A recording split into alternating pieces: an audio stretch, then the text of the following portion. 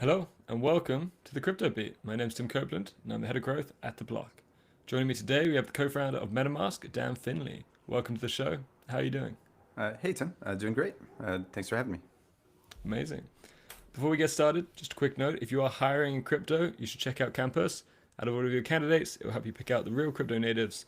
Head to theblock.co/campus to get a 3-month free trial. Now, today's episode is all about crypto wallets and the Ethereum ecosystem. But I want to start with Dan.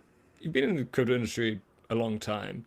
Looking back at sort of your entire time in the industry, how do you think the space has changed over the years?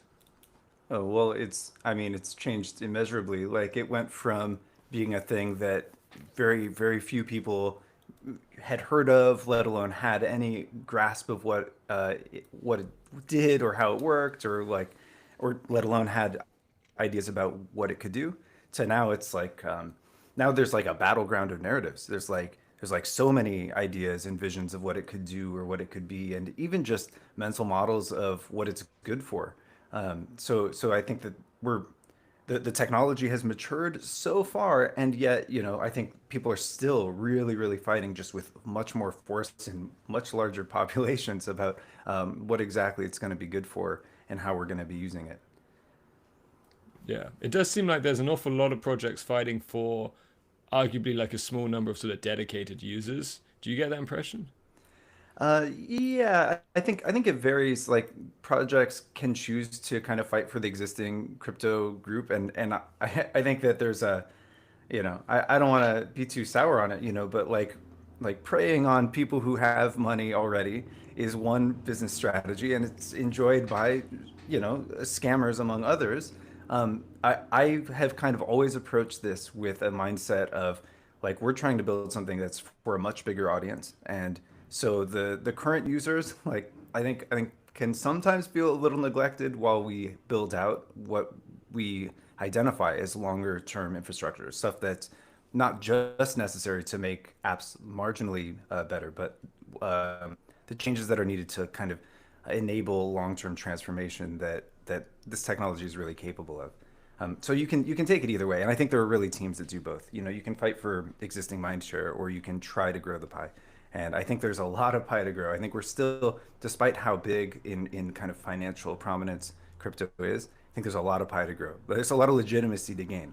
I think from people that are not in crypto, there's a kind of sour perception of it. There's a lot of taking advantage of people, not as many constructive things as there could be. And what's your strategy? I mean, I assume you have quite a lot. I mean, you have a large market share already, so I assume you're more focused on new users as opposed to existing ones.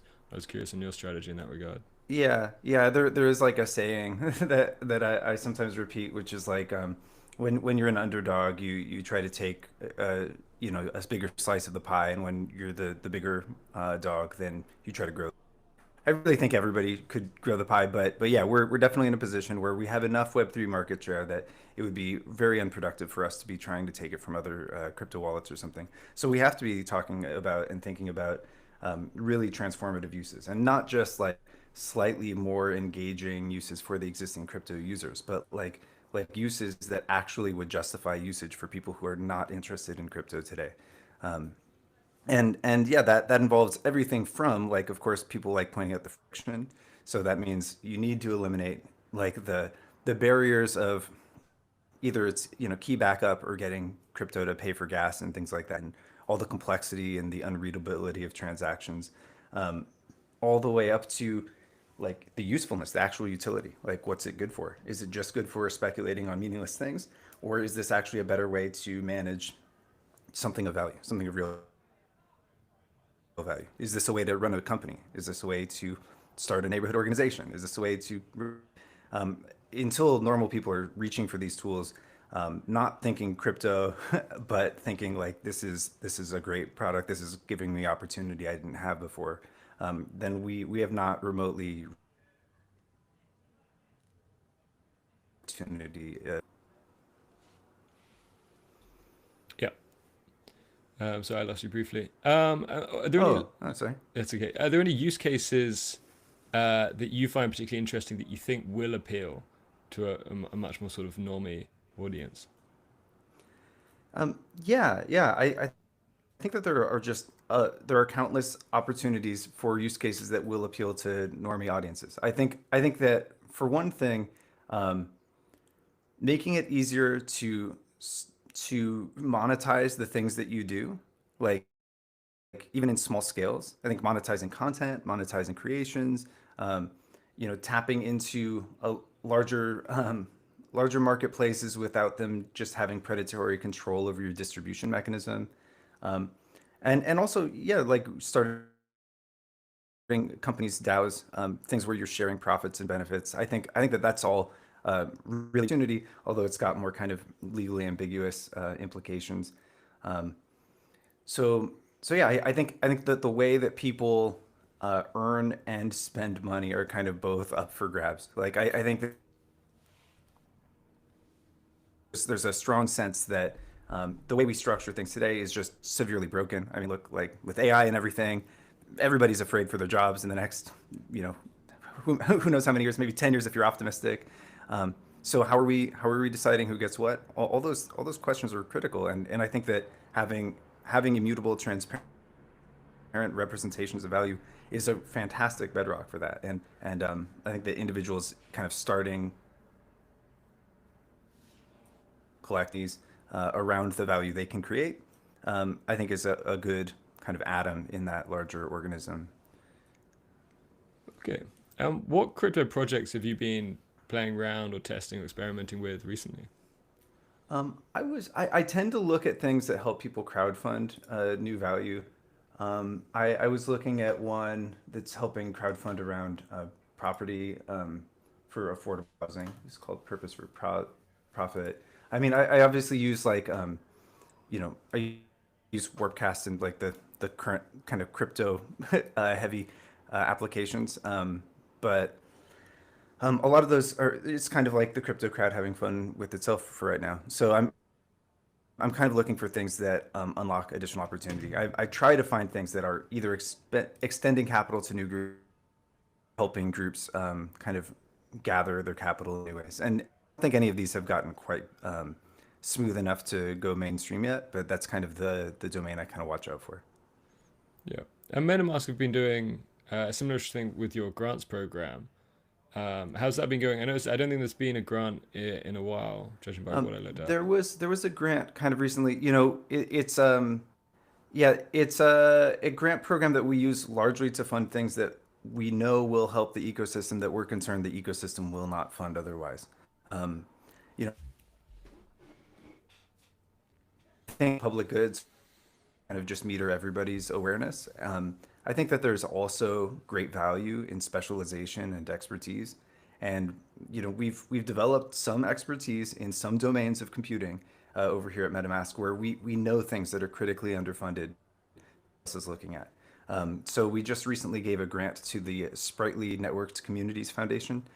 They're building a sort of mesh social media protocol. It's kind of hard to describe succinctly, but they've got a really wonderful paper called the Heart of Sprightly paper. And I think it's it along with some of the work we've been doing at Agoric through some other grants.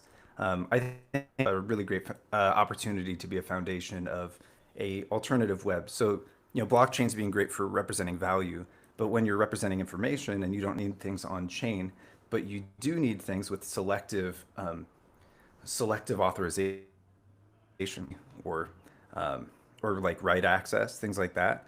A lot of the current like Twitter clones, they clone Twitter to such an extreme case that they kind of reinvent all of its problems, like moderation, brigading, bots, and these problems all kind of come from trying to create a public square.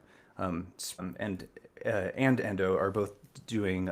They're both trying to build privacy protocols, and we think it's really useful. We're funding it largely because we recognize that it's going to enable some really great flexibility for our own internal architecture.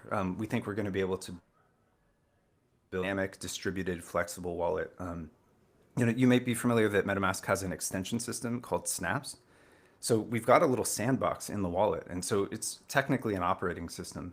But the way that these extensions work right now is just via RPC calls, which is like pretty rigid, and it means you kind of can only ask for the permissions that's already. With one of these kind of object capability systems, we'll be able to create a very dynamic mesh of permissions between all of the extensions. And those extensions could exist off the user's device. And so that's when things I think are going to start getting really interesting. I think there's some serious Cambrian explosion opportunity there. And it all enables the faster acceleration and experimentation of all this other stuff, right? Although all Web3 largely relate to navigating a permissionless ecosystem. How do you read it? How do you trust it? How do you find links that are trust? What are the projects you want to, the sourcing credible information? I don't think will always look like a public square thing. I think public square ends up looking a lot like a couple influencers gaining the public ear, directing them towards questionable investments until they lose favor, and then that on basically. I think preserving the social graph, which means often privacy and selective disclosure, is going to be a very big unlock that people just aren't really experiencing yet, other than in kind of small group chats. And in terms of building up MetaMask, what has been the hardest part of your job over the years? Yeah, so I mean, building software is hard, and building a scaling organization as that software gets more complicated is also hard. Also, I think that getting perspective of the hard problems that we have and then kind of getting a team acquainted with an approach to those is particularly challenging. So, but we've somehow found a way to find a balance where we're kind of doing our best to balance the two horns of make a sustainable business and attack these long-term problems. And it's our it's our game to lose there, but we're doing our very best to do it. And we have an organization designed to navigate that balance. And crypto's had a little bit of rough recent times, but we're hoping that some of the kind of recent enthusiasm helps build some momentum that we can ride through some really critical evolutions. How many employees do you have now? I do not know offhand. I think it's around 500, let's say, for all of consensus. Itself, it's less than that. Yeah, okay. MetaMask is obviously, the sort of most dominant crypto wallet. But what's your plan to keep up with competitors that have maybe, it's fair to say, better user experiences? Sure. Yeah, that's the always the eternal question that we get being in this position. Yeah, so I mean, decide what's a better user experience for them for any reason, and there's always going to be somebody who's going to experiment with a particular different approach, and the world's a laboratory, and people are going to try a lot of different things, and we're going to learn from some of those things, and some of those things might move faster than us. I think that very early on, we recognized that we were competing in a permissionless space, and there was going to be very, very rapid, hot competition.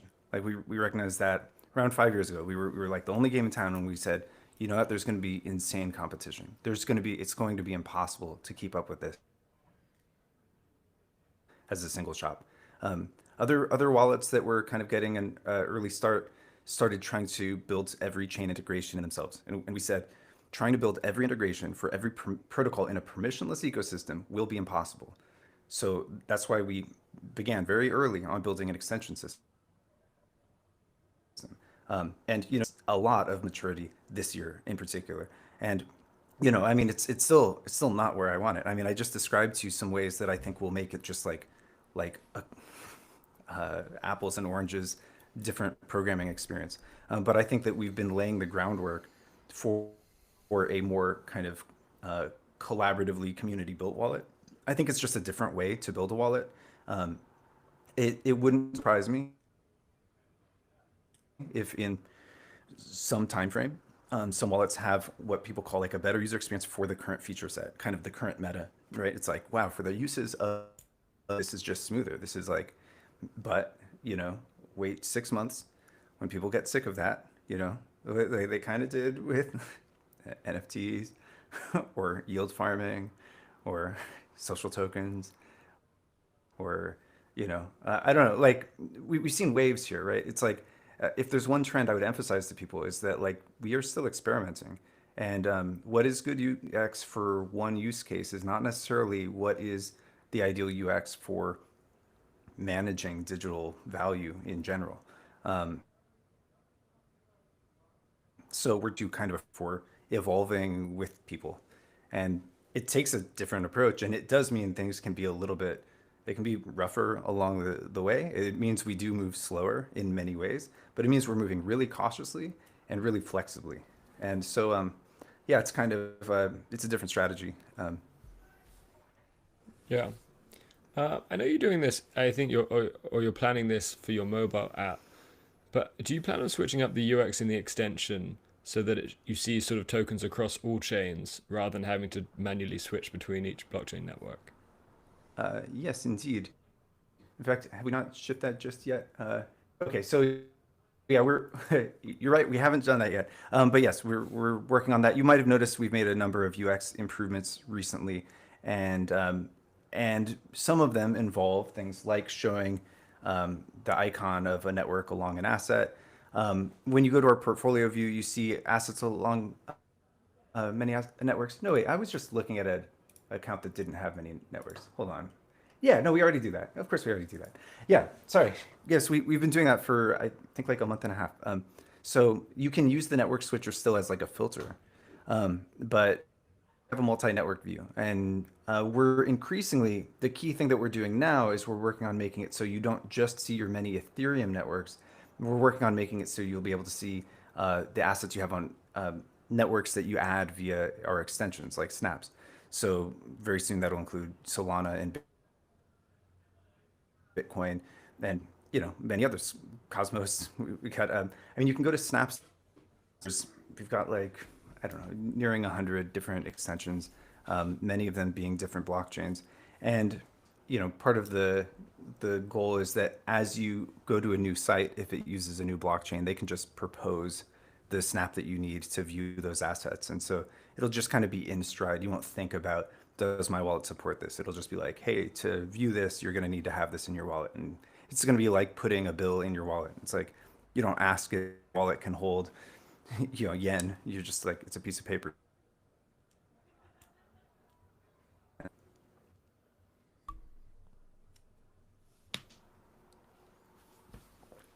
Yeah, sorry, you're frozen me for a bit. Okay, Oh no. how impactful do you think the Pectra upgrade has been on Ethereum's user experience? Well, I think it's just started to scratch the surface. I think I would almost say it's done some. So what's cool about my favorite thing about the Pectra upgrade is it lets us seamlessly upgrade our existing EOA users to smart accounts.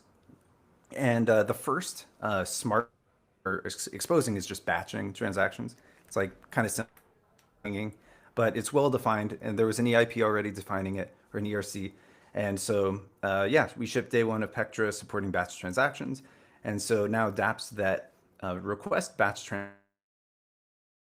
transactions to have a batch upgraded to a smart account yet, it'll just ask them if they want to also include the gas to upgrade to it's to sign an authorization method that turns their account into a smart account via E7702. And yeah, so that's nice. That solves the old approve and spend issue where people say, oh, you app and you have to approve a transaction. Okay, well now we can make that one transaction, and that's good, and that's an improvement. We're also very soon going to have where you can pay in other tokens, and that's great. That's a big improvement too. We our numbers say something like 40% of dApp interactions get blocked by somebody not having the native network token. So that could that'll start to chomp at that 40% of slippage. But longer term, I think it's going to change how we connect to dApps entirely. I think the connect but transactions, the having multiple approvals, I think that's all going away. I think we're going to have totally free and instant permissions where you can customize your terms when you connect to an app. And yeah, this is a ERC 7.5 that we've been working on, and I upgrade to get a batch transaction in MetaMask. You get, there's like a link out that explains more. You're getting upgraded to this smart account that we've been working on that allows you to issue open-ended permissions. And this is going to be good for all sorts of stuff. So session key like experiences, yes, but also perhaps having some limited things you can do from a cold wallet without digging out your hardware wallet, or maybe being able to act on behalf of a DAO without having to get all the signers together, or maybe being able to give an AI agent some limited permissions. And maybe that agent, that permission. I think we're about to unlock just insane amounts of kind of convenient, powerful usage. It's a pattern of usage that I've been wanting to bring like 5 years or something. Yeah, so yeah, I'm really looking forward to bring that. I think that it's the question is, what should a smart account do, right? And I think let you do what you want and have a bit more control over it. Have kind of a programmable account. Your account shouldn't be something that's just like responding to apps and then letting you say yes or no. It should be like agent on your behalf. Yeah. Now, what's the time frame on the sort of two EIPs that you're pushing forward? Like, when do you think they could get implemented? We've been working on them right now, and we've got a hackathon where devs can try them right now. Over at gator.metamask.io. You can find that. I think that we're probably going to have that in production by end of Q2. But yeah, it's one of the most ambitious things that we've done in terms of like improvements to the API that like every other comparison is like a small bit of polish. It's like a slightly more readable signature, or fewer clicks but the same number of confirmations. Like everything else has been basically just polish on top of the existing pattern. But here we're going to let you actually stay private, be selective, be you're approving, always retaining readability, not relying on external services. I think it's just going to open up a totally new era. Oh, and it's also super friendly to embedded accounts. So the whole pattern where a website should where it doesn't need to ask for confirmations. It's a great pattern, and it's obviously wonderful UX when you're in that app. But as soon as you want to move between apps, you start getting this kind of like ice cube tray effect where you're like, oh, I'm stuck in this one. Now I have to like withdraw and then move and then deposit, right? It's like chain abstraction all over again, but for sites. So now we need site abstraction or something. I don't know. Nobody's talking about this. They're like, oh, maybe the answer is to have passkeys on a third-party domain, but then you just have to ask for all your transactions from that domain, and you've just reinvented MetaMask, but on an iframe. It's not actually a solution to the problem. What we're making open-ended permission systems so that you can actually share unique permissions, their own unique assets that they create, but still selectively share those assets between other sites and other wallets that then it can connect to other sites, Telegram bots, whatever. So yeah, I think we're building a kind of substrate for just interconnecting everything a whole lot more. Nice. And I was looking at like the numbers and the volume on MetaMask swaps. Unless my calculations are wrong, it seems like you've made over $300 million in total based on sort of $37 billion of volume. Has that made MetaMask a completely sustainable product? Not yet. Fortunately not. So we're doing our best. We're trying to come up with creative solutions to this game. I think sometimes people think that wallets are a solved game, and if they could do what MetaMask's doing, they'd be solved. But no, things get trickier at scale. So yeah, not yet. Do you anticipate adding any other revenue generating tools within the wallet? Oh yeah, we've got a bunch of revenue generating tools in the wallet. And we're kind of trying to find what is the right balance, giving value to users and something that they want to use. So you can stake Ether in the wallet. We've got the MetaMask card now, so you can have this metal credit card that you can spend in real life, and it's actually got competitive rewards, and you can spend directly from a yield bearing token and stuff. So we actually get paid a bit for that, which is amazing because you're actually getting a better deal than you get with most credit or debit cards or banks. Um, so if enough people use that, maybe that'll be the trick. We've got bridging services, and we're trying to increasingly abstract away the multi experience, and we get a small fee for that. And yeah, we're just doing all sorts of work trying to we're bundling users transactions. We take them, we keep them out of the public mempool so that they're not prone to MEV. That allows us to also backrun transactions. In theory, we can make some way too. So yeah, we're trying what we can, seeing what sticks. And yeah, there's lots of things to try because this space is so open ended. How's the uptake on the card been? Good so far. I should have brushed up on the stats. We're only in pilots right now for the UK, the US, Europe, and Latin America. But we're hoping to expand that dramatically soon.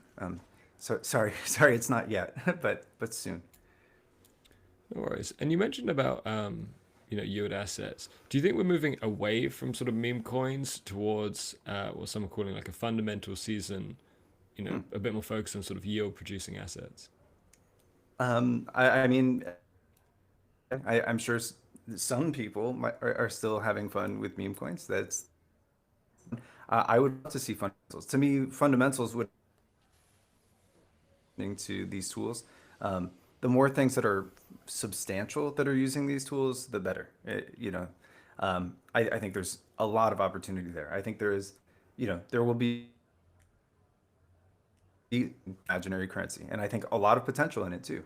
But until we're like affecting the real world, like we're kind of just I don't know, playing with the exit liquidity of new entrants or something, right? Like I think if you want something really sustainable, you need to be fueling development of new value.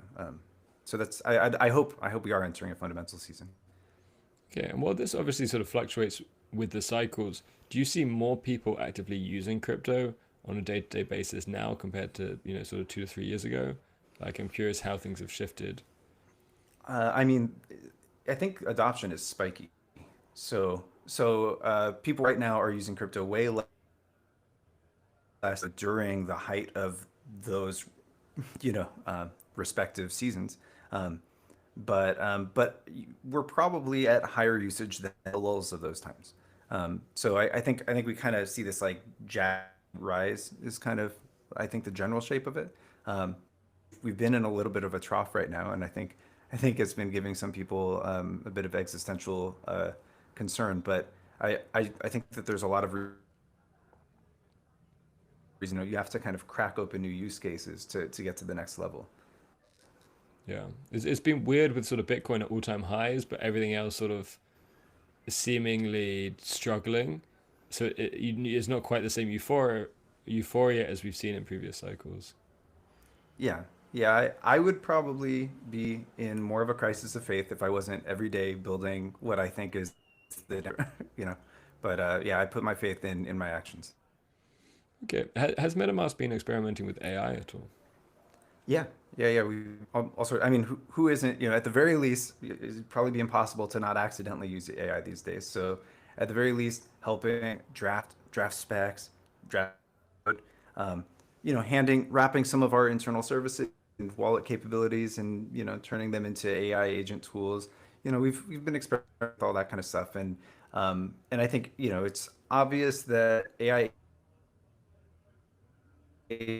they'll be able to use wallets. Um, should that be wallet? We'll probably have an interface to do it in the wallet, but you'll probably also want it to your agent. And when you do that, you might not want to give empowering the agent because you might not trust it all the way at first. The same way you do with an investment advisor or something, right? And that's part of why kind of our permission system is going to play in very nicely. I think all of this stuff, we're going to have tools and agents that we're going to give wallets to agents. We're going to give agents to wallets. But all of those things are going to ultimately be constrained by how carefully they can make selective agreements with each other. And I think we're building a fabric for that. So yeah, we're doing all sorts of stuff, having a great time playing with Cursor, Claude Code, Windsurf, you know, some of the open models. A lot of fun. It's really cool stuff. We're trying to build a good LLM documentation for all of our new modules. So if you go to our, like for example, our new delegation framework, that smart account, if you want to try to write an app for it, you go to gator.metamask.io, and we have an llms.txt file, which is just like a nice clean prompt to give to an AI. And I think that Cursor and Claude Code automatically discover it when they're traversing our page. So things like that, I call it a DevRel for LLMs. You know, I think those are all going to be just increasingly critical. The more of that we can do, the less we can be writing rote code, and the more time we can spend figuring out, you know, the meaningful code to write. Are you looking at making it possible for AI agents to directly integrate with MetaMask? Like, are you considering building out those sorts of integrations? Yeah, so that's a good question. Right now, MetaMask is basically a browser extension and a mobile app, so there's not really a hosted thing for agents to talk to. Um, but I wanted a user to be able to make a connection to an app, to an agent, right? The agent would need some kind of API by which to talk to the wallet, and well, what do you know? We've got a platform for experimenting on new ways to talk to the wallet. It's our Snaps extension system. So, for example, I've actually got one toying with on the side where I'm kind of use can load in as many LLMs as you have access to into your wallet, like they were different accounts, and then you can connect them to sites. So that's a fun pattern, and it's neat because now you can use sites that are AI to backend. So I think there's potential in that. Adam Atala from OpenSea had a startup that was trying a similar thing, Window.ai. I think he paused it though. I don't know, maybe it's too small to be a business, but it might not be too small to be an extension for a wallet. Um, and yeah, so question of like, what are the things it might want to do? And people can just write a function for each one of those things. And so I think we're in an open experimentation season where, you know, people they're gonna try a lot of things. You know, there's gonna be some just like trade on the news type stuff, and in those cases, you're gonna want to say, what's your trading budget? You know, what are the terms for this? What's the duration? So I think we've got two really great ingredients for that. We've got extensions in the wallet, and we've got a granular on-chain permission system. Between those two things, we can have agents in the wallet that are getting selective readable permissions. So I think that we're putting the right wood on the fire for this, and I think that kind of time's gonna eventually churn out the most effective use cases for this. Yeah. And I think it was towards the end of last year, you launched a Solana meme coin as an experiment. Oh gosh, Um, yeah, I sure did. and I think you initially bought maybe $500 worth, and suddenly that was worth 200 grand. Um, Yeah. you know, paper valuation at the time. Did that sort of change your thoughts about the sort of activity that's sort of happening within the Solana ecosystem and how much sort of passion there is there? I don't know exactly what it like. There's a lot of lessons I took from it. The valuation change, I think, is very much is the best part of the story.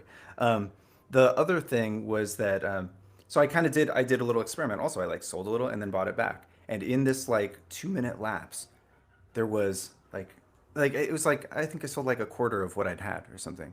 Um, and yeah, there was like instantly like a pitchfork mafia and stuff, and people wanting me murdered and stuff like that. Totally like so like be aware people are taking it like really well. I don't even know if they're taking it seriously or if it's like a callous game.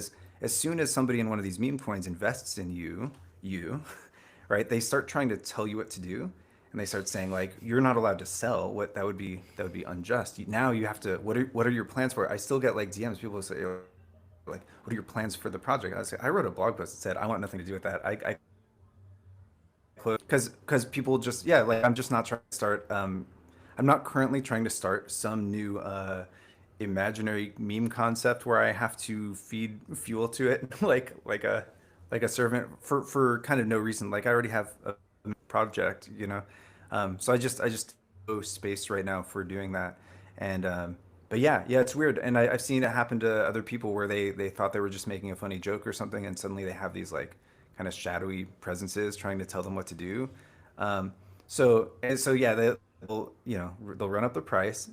Then if you like dip into it, you get a falling. I mean, you if you dip into it, you're kind of committing like this a sin of some sort, right? Because it's like either you're rugging your true believers, and you can't tell if they're true believers or not, right? It's imperceptible, it's invisible, it's the blockchain, so it's you cannot tell ever true believers here, or if these are callous investors, well designed book by which they manipulate people who are jumping around to basically drive up more credibility into the value of what they're pumping dumping anyways. Um, in any case, I found the game too opaque and not fun. So yeah. Yeah. I mean, I guess the trick is to do a Charlie Lee and sell to avoid any potential conflicts. Oh, Um, but he sold it. yeah. So does that avoid the conflicts? He's like I'm dumping to avoid conflicts. Oh, okay. Well, if he frames it that way, good on him for pulling it off. If he came out for that. Yeah. And I know what you mean about the sort of pressure. Um, in my fantasy top days, I had a lot of people telling me to tweet harder, um, Yeah, which yeah. is tricky. Did you not think, like, given your sort of like prominence in the industry, the sort of like with your position, everything, that you would get a lot of expectations around any token that was tied to you? I mean, the text of that I was experimenting, trying out the platform to not expect anything out of it. I tried to set expectations as much as possible. Like at a certain point, I mean, I guess what I should have done was create an anon account to a total alt. So yeah, um, it's like just because somebody's building a successful product doesn't mean they don't need to keep learning, and learning requires trying new things. So yeah, like making mistakes in public, I think is a thing that you can choose to do, and sometimes I do. So yeah, I think that was a mistake in hindsight. Like I kind of wish I didn't do it, but also I don't whatever. Like I didn't actually end up rugging anybody. I took some money out, I put it back in. I did not like the vibes of the whole. I got out of there. Um, but yeah, it just wasn't at all what I kind of hoped for out of crypto. Like kind of blind getting invested in by coercive strangers. Like that's I don't know. I'm just gonna venture and say that's not the future of finance. It's certainly a big part of it these days. Um, you said native Solana support. At least MetaMask announced native Solana support coming in May. How's that looking? It's looking good. Yeah, it's just trying out the latest, and it's beautiful. It looks native. You can bridge between Solana and ETH. You can connect to Solana apps. Yeah, so that's what it should be like. We in some ways used this internal thing to kind of push our internal extension system further. Like I was hoping that Snaps was gonna kind of carry this all the way, and we did have a Solana Snap during the Solana boom, and it was successful enough. We made a couple million off of the Solana boom, even though we hadn't built any.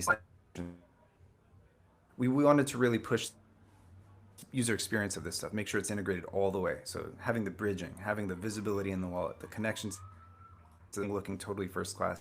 So we took it in house and we gave it the full treatment, and Bitcoin too. And yeah, so those are looking great. And my hopes are basically that we keep cranking out more exciting chains with that kind of premium feel, and that we keep on them towards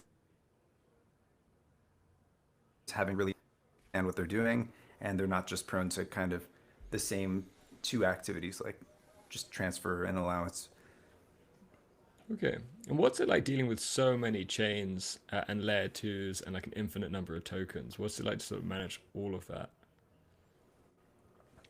Well, I guess I try to not manage all of that. So I mean, the reason that we had, the reason you scale an organization, same reason you build an extension system It's because it's to manage complexity, right? So I want to have the amount of complexity that I'm comfortable with my wallet, and I want users to have the same. I don't want users to be bombarded with a bunch of tokens or prospects and FOMO of things they don't have. I want them to see what they have, what they care about, maybe what their friends have, but stay focused on, keep your eye on the prize. Don't get overwhelmed. You know, it's already going to be a crazy, the world has got a lot of volatility in it. I don't think we need to introduce more. I think keeping the wallet as simple as the user wants it to be, but then expanding to all cases complexity. And so yeah, for us, kind of similarly, we're teams out. We've got the extension team, the snappability team, and then we've got a team for each of those protocols, fleshing them out further. Do you think there's too many blockchains? Not enough blockchains? Until one really delivers the full promise of blockchain, then I guess there aren't. And probably try too many wrong things before being right. I don't know. Yeah. Okay. And I was curious, in terms of like the regulatory sort of situation in the US, now it's sort of everything's looking a lot more positive, especially since Trump got in power. Do you think the situation there is good enough for projects to feel safe in launching their own tokens? I think that there is safety for far more kinds of token launches, depending on what you're doing. My understanding is that securities law is still securities law. So if you're trying to off of something that people in kind of gray water, but my understanding is also the doors have opened very widely, and yeah, I've seen some really positive stuff from like Hester Pierce or Hester Price. I only read it. Yeah, so she's killing it. I'm so happy to see her in a position of increasing prominence and power, and having people who actually understand crypto in the SEC. But yeah, hopefully people take this opportunity to push the boundaries and establish precedents for things that we can all be doing. Maybe that'll unlock the next fun season. Okay. And in 2022, there were mentions of MetaMask's potential token, like Joe Lubin talked about it. Is it ever going to happen? Maybe. Yeah, any further details, or is that it? Uh, if we ever do it, it'll have carefully, and we definitely won't. The problem is, yeah, the speculation is almost the worst part of it because it gives fishers an opportunity to prey on users. If we ever do it, it'll be advertised directly in the wallet. You'll be able to find a link directly in the wallet. You will not find some account on social media that you've never heard of giving you a link. It won't be a text message. We don't have your phone number. It won't be an email. We don't have yours. It will be in the wallet. It'll be on our main website. Use the channels you already know to find communications from us. Okay. And then finally, what are you most excited about for the future of crypto?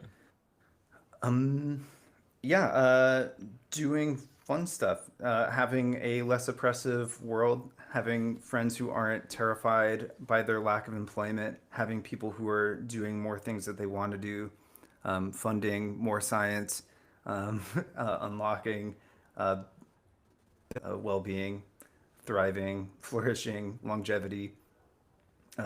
Yeah, eventually some space travel. Yeah, maybe some community travel where it's non-coercive and done in a way where people are happy to be doing it and aren't just getting worked to the bone.